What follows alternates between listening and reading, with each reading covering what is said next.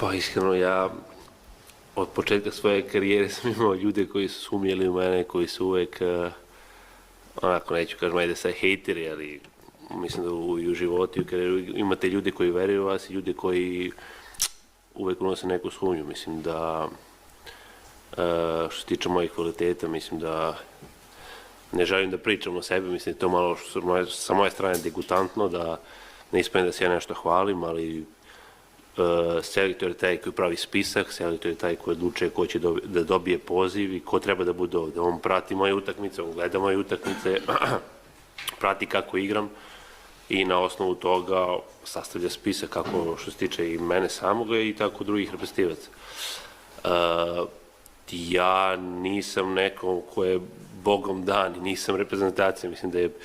pre mene i posle mene, bolje da reći, biti mnogo i bilo je mnogo boljih i većih igrača i bit će mnogo boljih i većih igrača. Ja sam tu da kad dobijem poziv da se odazovem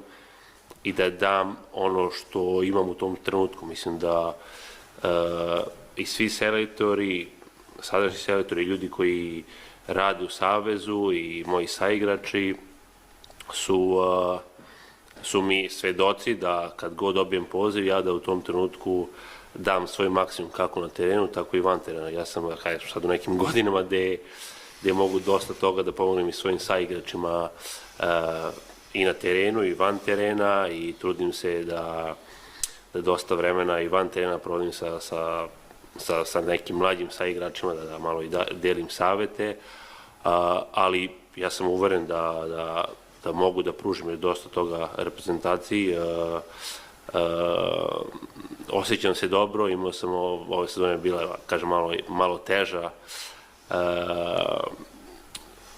i možda jedno od najtežih što se tiče povreda u mojoj dosadašnjoj karijeri. Sigurno da me to malo poremetilo, ali kao što sam rekao, razumem i ta mišljenja, ali ih ne slušam, jednostavno fokusiram sam, znam koliko sebe dajem, znam koliko ulažem u sebe i na terenu i van terena, koliko dajem sebe fudbalu i osjećam se dobro, znam da još dosta mogu da pružim, ali znam i tako da dolaze mlađi igrači, svežiji, bolji, koji su možda sad bolji, možda u budućnosti bolji, ali i znam da